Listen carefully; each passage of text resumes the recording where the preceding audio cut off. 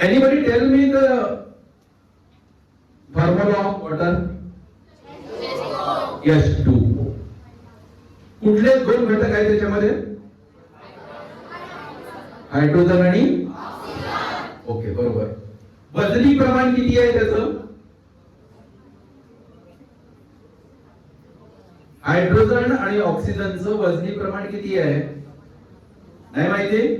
1/8. किती? 1/8. तर हा जो H2O आहे पाणी, हा का महत्वाचा आहे हेही समजून घेणं तितकंच महत्वाचं आहे. माणसाच्या शरीरात 70% पाणी आहे. किती? 65 ते 70% पाणी. आणि तुम्हाला माहित आहे की नाही माहित नाही, पण पेशंट एकदम जेव्हा गलन होतो तेव्हा डॉक्टर त्याला सलाईन लावतात. बरोबर आहे? सलाईन म्हणजे न्यूट्रिएंट युक्त पाणी त्याला देतात. कारण तुमच्या बॉडीमध्ये पाण्याचं प्रमाण 12% जर कमी झालं तर माणसाला तात्काळ मृत्यू ओढावू शकतो.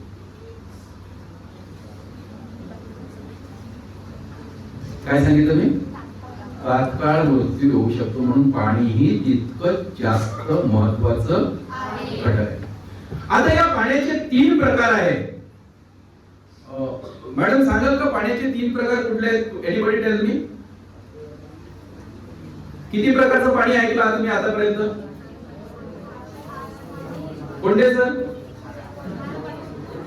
खारं पाणी, गोड पाणी, दोनच माहित आहे. एक समुद्राचं पाणी मॅडमने सांगितलं, खारं पाणी. आता मी जे सांगतो ते कान देऊन ऐका. There are 3 types of water.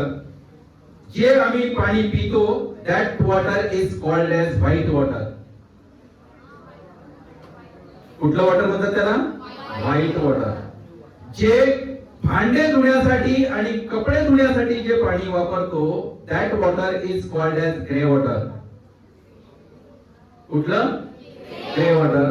आणि जे संडास आणि बाथरूम साठी जे पाणी वापरतो that water is called as black water. किती प्रकारचं पाणी आहे? 3 प्रकारचं पाणी आहे. कोणतं? White water, grey water, black water. बरोबर. यातलं ब्लॅक वॉटर जे आहे ते आपण रियूज करू शकत नाही. फक्त रियूज करू शकतो आपण ग्रे वॉटर. कुठलं? Grey water. आता अलीकडे नागपूर जिल्ह्यामध्ये 144 खेडी अशी आहे. That area is called as dark area shade zone. आता डार्क एरिया शेड झोन म्हणजे काय? तर ज्या भागामध्ये पाण्याची पातळी एका विशिष्ट लेवल पर्यंत 1400 फुटापर्यंत बोरवेल केल्यानंतरही जिथं पाणी लागलेलं नाही असा जो एरिया असतो that area is called as dark area shade zone. कुठला एरिया म्हणतात त्याला? Dark area shade zone. तर असे महाराष्ट्रात नाही म्हणलो, फक्त नागपूर जिल्ह्यामध्ये 144 खेडे असे आहेत का जे डार्क एरिया शेड झोन मध्ये आहेत. आणि हा माझा अभ्यास नाही, जलतज्ञ अशोक भट सर जे होते त्यांचा सर्वे होता.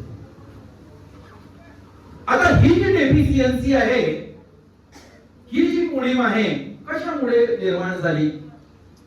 तुम्ही म्हणाल की जितकं जसं ऑक्सिजन घेतलं, तुम्हाला सांगितलं ना, तुम्ही ऑक्सिजन घेता देईल कोण, परत कोण करेल निसर्गाला?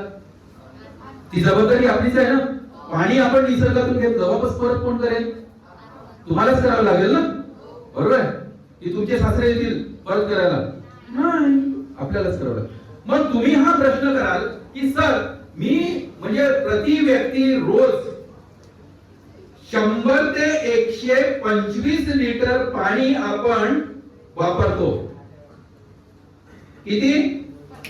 एक मिनिट, 1 2 3 4. हा तू बर. हा, एक व्यक्ती किती पाणी वापरतो? 125 लिटर. कोणाला खुणा करत होता? बस खाली. अबे गणिताचा शिक्षक आहो मी, सगळीकडे लक्ष राहते माझं. हा, कळलं का? आणि हवेत कुठलीच गोष्ट करत नाही. तुम्हाला सांगितलं ऑक्सिजनचं महत्व सांगितलं, तसं पाण्याचंही महत्व मी तुम्हाला सांगतो की 120 ते 125 लिटर पाणी रोज आपण निसर्गातून घेतो. त्यातलं 75% पाण्याचं बाष्पीभवन होतं. 7व्या वर्गात विज्ञानात तुम्ही जलचक्र जर अभ्यासलं असेल तर तुम्हाला माहित असेल, बरोबर आहे ना? किती? 75% पाण्याचं काय होतं? बाष्पीभवन होतं. त्यातलं 15 ते 20% पाणी नाल्याच्या मार्फत वाहून जातं आणि 5 ते 10% जमिनीमध्ये हार्वेस्ट होतं. म्हणजे डेफिशियन्सी किती झाली? 90%. घेतलं किती? 125 लिटर. दिलं किती? 10% म्हणजे 10 लिटर. 100 आपण कन्सिडर करू. 90% कुठे गेलं? कारण बाष्पीभवनाद्वारे हे पाणी गेलं जलचक्रात. कुठे? जलचक्रात. पावसाळ्यात तेच पाणी पावसाच्या रूपात कुठे पडलं? जमिनीवरती. जमिनीवरती जेव्हा पाणी पडते तेव्हा 2% पाणी फक्त हार्वेस्ट होते. 98% पाणी, मॅडमनी जसं सांगितलं की समुद्राचं पाणी, हे पाणी छोट्या नाल्याच्या मार्फत नदीला, नदीच्या मार्फत समुद्राला, अशा पद्धतीनं पाण्याचा प्रवाह. म्हणजे घेतलं डोंगरगाववरून आणि आपण पाणी दिलं कुठं? मुंबईला. बरोबर नाही?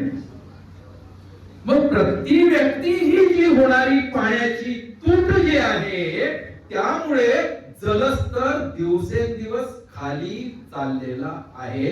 आणि त्यामुळे 2012 मध्ये, सरांना जर माहित असेल की 2012 मध्ये असा दुष्काळ पडला होता की बोरवेल सुद्धा कोरड्या झाल्या होत्या. आणि त्यावेळेस आम्ही उमरेडच्या सगळ्या विहिरी नगर परिषदेद्वारे स्टॉप केल्या होत्या. म्हणजे ही परिस्थिती केव्हा ओढावेल? आता मी एका चित्रपटाचं शूटिंग होतं, आम्ही तिथे गेलो. अकोले तुम्हाला सांगून राहिलो मी. ते गाव होतं मोरगाव, पुण्याजवळ आहे. मयुरेश्वर म्हणून फेमस आहे ते गाव, मोरगाव. आणि बाजूला एक बाबर्डी म्हणून गाव आहे, बाबर्डी.